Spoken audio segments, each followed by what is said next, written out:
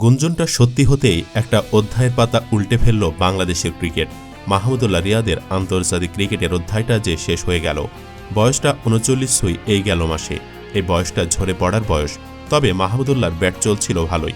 Champions ট্রফিতে তো তিনি পা রেখেছিলেন ওয়ানডেতে টানা 450 করে। আইসিসির এই ইভেন্টে অবশ্য সে পারফরম্যান্সটা টেনে নিয়ে যেতে পারেননি। তাতে কি দীর্ঘ ক্যারিয়ারে রিয়াদ আমাদের অসংখ্য স্মরণীয় ইনিংস উপহার দিয়েছেন। সেখান থেকে বাছাই করে 5টি ইনিংস নিয়ে আলোচনা করব আমাদের এই ভিডিওতে। চলুন একে একে দেখে নেওয়া যাক ইনিংসগুলো। নাম্বার 1, বিশ্বকাপে ইংল্যান্ডকে হারানো ইনিংস। এক দশক আগের সেই ইনিংসটি মাহমুদুল্লাহর জন্য তো বটেই, বাংলাদেশের ওয়ানডে ইতিহাসে বিশেষ হয়ে রয়েছে। বিশ্বকাপে সেটি যে ছিল বাংলাদেশের কোনো ব্যাটসম্যানের প্রথম সেঞ্চুরি।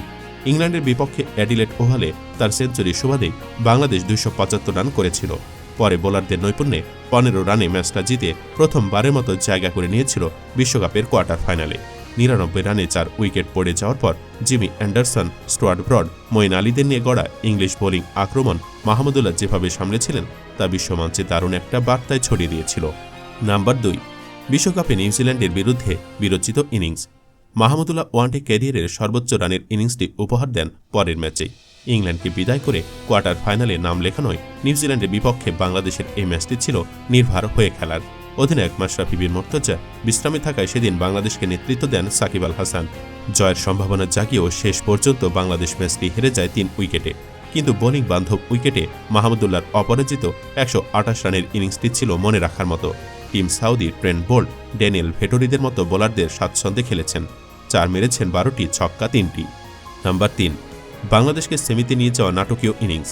পরিস্থিতির বিচারে মাহমুদুল্লাহর এই ইনিংসটাকে হয়তো সবার ওপরে রাখতে হয়। তার অপরাজিত 102 রানের সৌজন্যেই তো বাংলাদেশ বৈশ্বিক আসরে সবচেয়ে গৌরবের গল্প লিখতে পেরেছিল। পরে ইংল্যান্ডের কাছে অস্ট্রেলিয়া হেরে যাওয়ায় বাংলাদেশ প্রথমবারের মতো উঠেছিল চ্যাম্পিয়ন্স ট্রফির সেমিফাইনালে। কার্ডিফে নিউজিল্যান্ডের বিপক্ষে সেদিন সাকিব আল হাসানকে নিয়ে রূপকথার জন্ম দিয়েছিলেন মাহমুদুল্লাহ। কিউইতে দেওয়া 266 রানের লক্ষ্য তাড়া করতে নেমে 33 রানেই প্রথম 4 ব্যাটসম্যান আউট। এরপর সাকিবকে নিয়ে তার 224 রানের মহাকাব্যিক জুটি, যা টুর্নামেন্টের ইতিহাসে যে কোনো উইকেটে দ্বিতীয় সর্বোচ্চ। জয় থেকে 8 রান দূরে থাকতে সাকিব আউট হলেও মোসাদ্দেককে নিয়ে বাকি কাজ অনায়াসে সারেন মাহমুদুল্লাহ। নাম্বার 4, জিম্বাবুয়ের বিরুদ্ধে অপরাজিত 1.5 শতক। আজকের ভিডিওতে রিয়াদের সবকটি ইনিংস ওয়ানডের, তবে এই ইনিংসটি টেস্ট ক্রিকেটের। 2021 সালে হারারেতে মাঠে নেমেছিল বাংলাদেশ, যেটি টেস্টে ছিল রিয়াদের শেষ ইনিংস। এর আগে তিনি দীর্ঘদিন টেস্ট ক্রিকেটের বাইরে ছিলেন। সুযোগ পেয়ে 8 নম্বরে ব্যাটিং করতে নেমে তাসকিনকে সাথে নিয়ে অপরাজিত 150 রানে ক্যারিয়ার সেরা ইনিংস খেলেন। রিয়াদের সেই ইনিংসে ভর করে বাংলাদেশ পায় 468 রানের পুঁজি।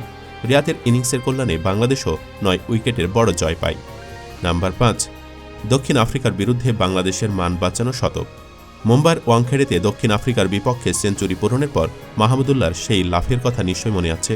মাহমুদুল্লাহর 111 রানের এই ইনিংস অবশ্য শুধুই ব্যক্তিগত অর্জন হয়ে থাকবে বলে তখনই নিশ্চিত হয়ে গেছে। প্রোটিয়াতে করা 382 রানের পাহাড় টপকাতে গিয়ে এই ইনিংস শুধু বাংলাদেশের পরাজয়ের ব্যবধানই কমাতে পেরেছে। কিন্তু দল থেকে বাদ পড়ার পর বিশ্বকাপে যাওয়াটাই ছিল মাহমুদুল্লাহর জন্য বড় এক অর্জন। দলের পরাজয় নিশ্চিত জেনেও তাই উদযাপন না করে থাকতে পারেননি।